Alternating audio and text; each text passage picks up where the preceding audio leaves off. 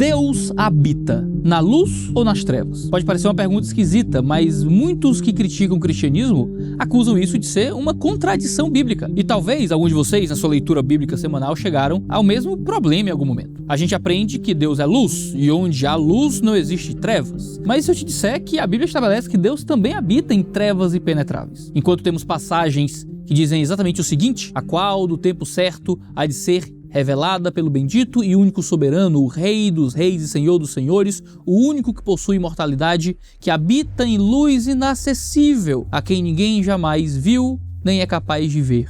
A ele a honra e poder eterno. Amém. Paulo fala de maneira a não deixar dúvidas que Deus habita na luz. Então, como conciliar com as seguintes passagens? Então Salomão disse: o Senhor declarou que habitaria em trevas espessas. Das trevas fez um manto em que se ocultou. Escuridão de águas e espessas nuvens dos céus eram o seu abrigo.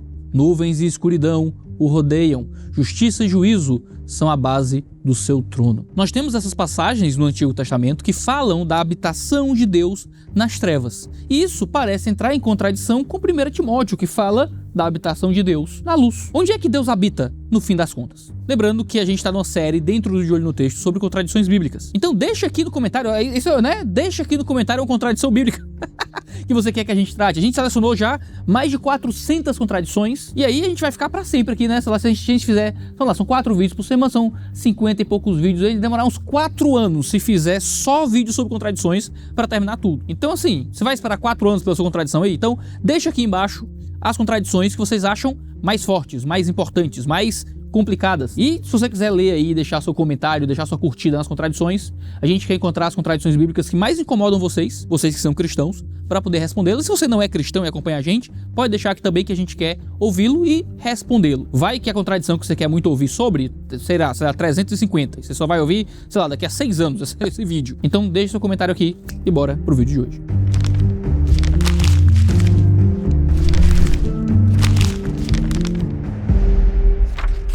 Em primeiro lugar, vamos para a passagem de Reis e de Crônicas, onde o termo trevas espessas, na Nova Almeida Atualizada, ou nuvens espessas, segundo a Almeida Revista Atualizada, é uma referência a Êxodo 20, 21, que diz o seguinte: o povo estava de longe em pé. Moisés, porém, se chegou à nuvem escura onde Deus estava. Essa é a leitura da Almeida Revista Atualizada e da Nova Almeida Atualizada. As palavras em nossas traduções são muito similares, porque a palavra, tanto em Êxodo como em Crônicas e em Reis, é a mesma, é aráfel. Esse termo aparece 15 vezes no Antigo Testamento e é proeminentemente associado com a teofania no Sinai, ou seja, com a manifestação de Deus no Monte Sinai. Deus habitar em trevas aqui fala das nuvens espessas, da escuridão que envolveu o Sinai na manifestação de Deus ali no Antigo Testamento. Isso significa que a habitação de Deus é em um lugar de trevas ao invés de um lugar de luz? Não. Significa que Deus se manifestou em trevas na sua teofania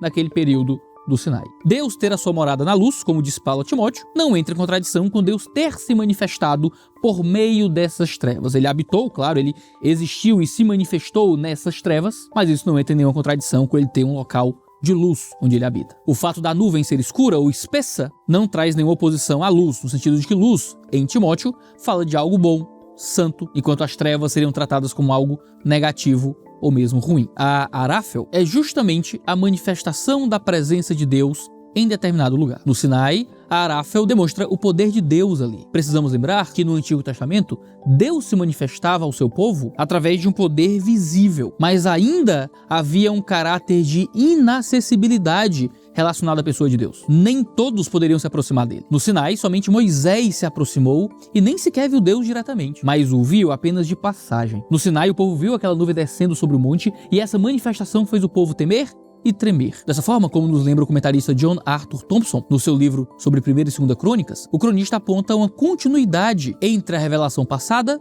e o templo. Essa pequena estrutura em Jerusalém, além do mais, era o lugar onde a divina transcendência e a divina imanência se encontrariam. Ou seja, vemos que essa manifestação de Deus no seu templo significava que ele estava presente ali. Ao mesmo tempo, o Deus transcendente, que é separado do pecado, se faz presente ao seu povo, mesmo que por meio de uma aráfel. É como se ele dissesse: eu estou aqui entre vocês, mas santidade ainda é necessária para se aproximar de mim.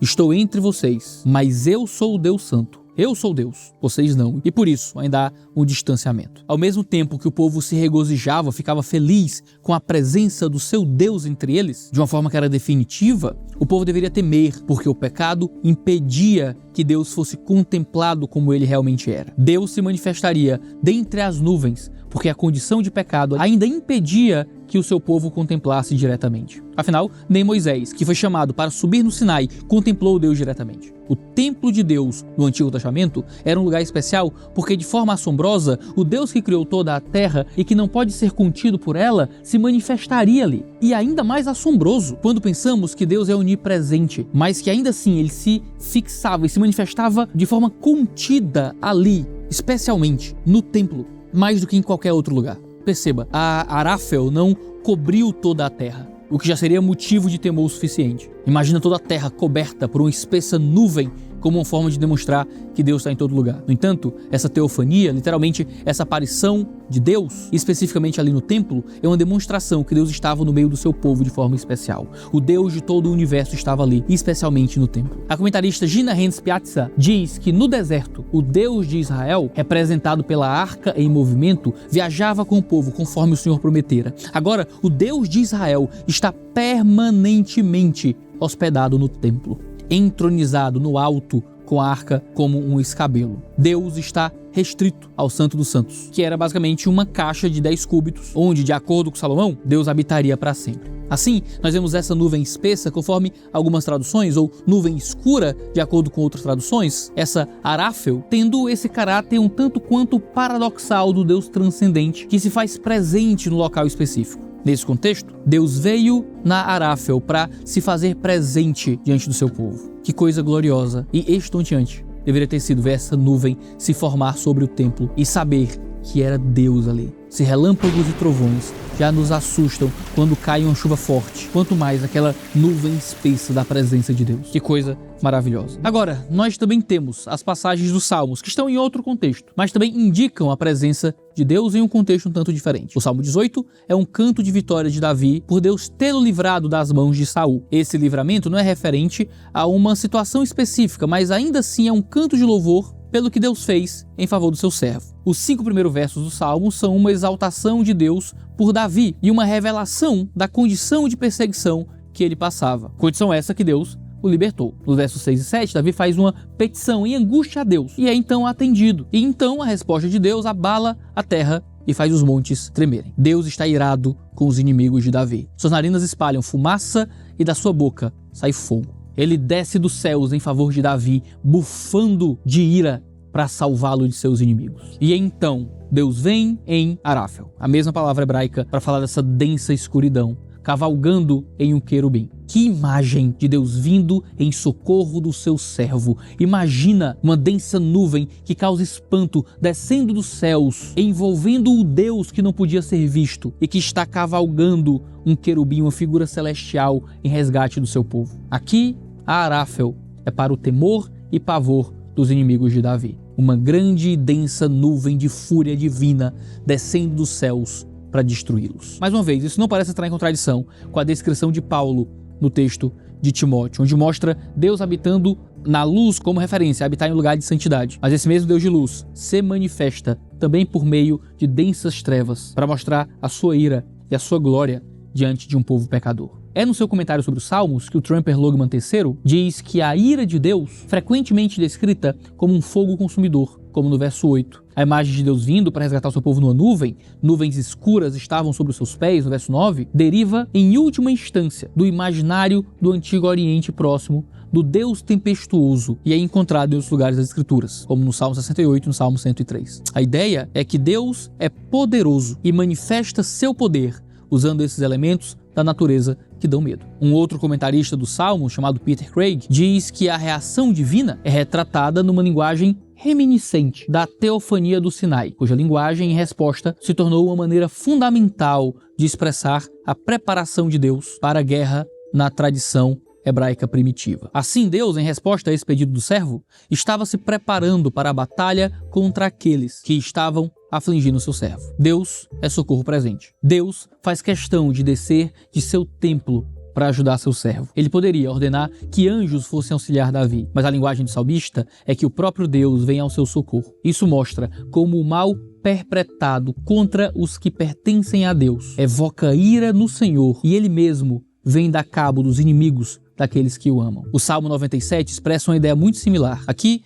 o salmista está ressaltando o poder de Deus na Aráfel que o rodeia. A imagem é similar ao Salmo 18. O poder de Deus é retratado por ele estar envolto em densas nuvens tempestuosas. Seu poder é um fogo que consome seus inimigos, derrete os montes, envergonha os idólatras, ao mesmo tempo que é motivo de alegria e exultação para o povo de Deus. Deus habita nos céus, mas não está distinto do seu povo. Ele vem ao socorro quando necessário. Ao mesmo tempo que Deus se manifesta como essa aráfel de ira contra os inimigos do seu povo, ele não deixa de difundir a sua luz para os justos. Ele não deixa de brilhar a sua glória e viver em um lugar de pureza e santidade. Portanto, nesse sentido, luz e trevas são manifestações do poder de Deus e não são em nenhum momento contraditórias. As densas trevas evocam a teofania do Sinai. A presença de Deus é assombrosa e evoca temor dos que são seu povo, ao mesmo tempo que traz pavor aos que são seus inimigos. Deus se manifesta em Aráfel, porque é inaproximável, mas não deixa de irradiar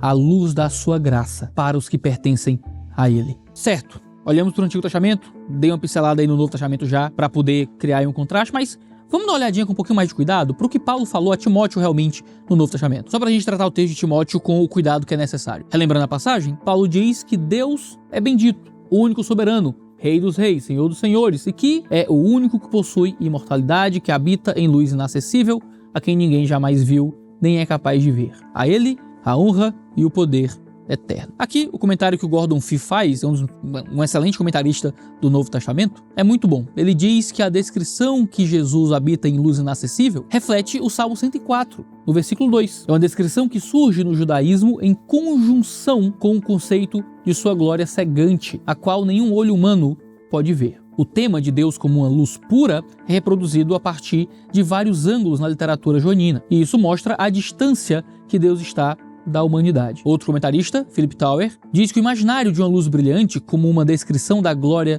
de outro mundo de Deus retrocede à história do Êxodo no Antigo Testamento. A luz da lamparina que queima continuamente com óleo simboliza a presença de Deus dentro do seu povo. A teofania no Sinai, na qual foi dada a Moisés somente o vislumbre da glória de Deus, antecipa um uso posterior, dessa imagem de luz para descrever em termos intangíveis a aparição inefável de Deus. Esses aspectos, que uns tentam fazer parecer como contraditórios, são nada mais do que complementares em si. Deus é a Aráfel, que evoca temor, e a luz, que é inacessível. Philip Tower também vai dizer que a especificação que a luz de Deus é inacessível enfatiza o contraste acentuado entre a deidade e a humanidade, e possivelmente chama intencionalmente a nossa mentalidade à advertência que pessoas não deveriam se aproximar da montanha por causa da presença de Deus em sua glória. Se você quiser um pouco mais de fonte bibliográfica, o Kent Hughes e o Brian Chappell escreveram um excelente comentário sobre 1 e 2 Timóteo, onde eles dizem que essa luz celebra a sua santidade e pureza como manifestada em sua glória. Tudo o que alguém já viu disso é o brilho remanescente da sua glória. Ele é soberano, além de toda a humanidade. É diante desse Cristo que Paulo se dirige a Timóteo. Nessa epístola, Paulo começa e termina com uma doxologia, com uma exaltação ao Senhor. E é com isso em mente que Timóteo deveria exercer seu ministério de forma imaculada e irrepreensível. É como se Paulo dissesse: você não foi chamado diante de qualquer um, Timóteo. Você foi chamado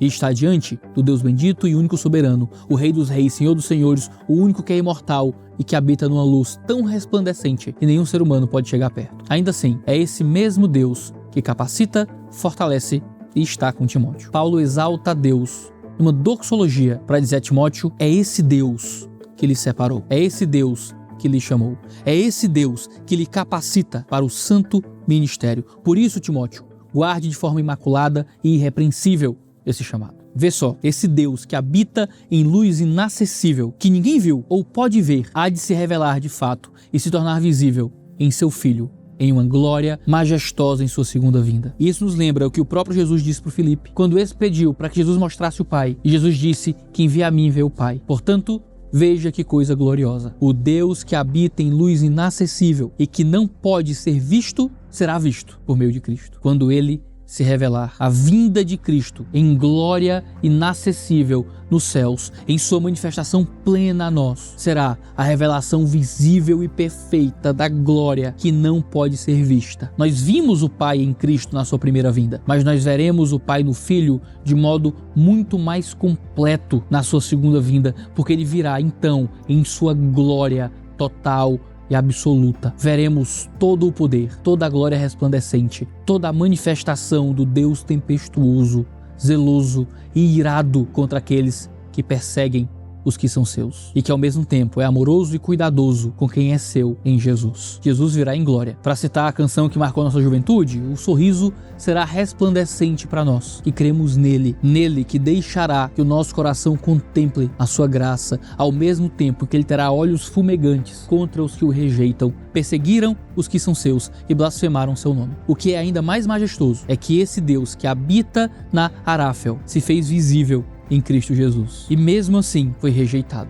O Deus absconditus, o Deus escondido, se revelou em Cristo, mas muitos não o viram nele. No entanto, todo aquele que o viu nele recebeu o poder de ser chamado de Filho de Deus. É como se essa nuvem de densas trevas envolvesse toda essa luz gloriosa. Se olhássemos diretamente para ela, seria como olhar diretamente para o sol, acabaríamos cegos. Essa luz é a candeia que não pode ser colocada debaixo da cama, nem escondida sob um cesto. Essa luz é a salvação dos homens, é o resplandecer que nos dá esperança, mesmo quando a densa noite perdura e parece nos engolir. A luz brilhará, a noite acabará, Jesus voltará em glória refulgente, sobre a Aráfel descerá, e as nações e os reis da terra com poder governará. É por isso que bradamos, Maranata, ora vem, Senhor Jesus. Contradição nenhuma, pelo contrário, uma declaração poderosa da graça, da misericórdia e do poder do nosso Deus. Esse é o vídeo de hoje. Não deixe de se inscrever no nosso canal para você ficar sabendo sempre que houver vídeo novo. Toda segunda-feira,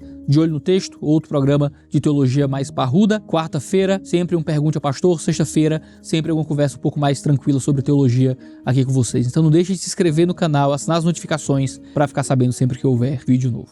Um cheiro no seu cangote e até a próxima.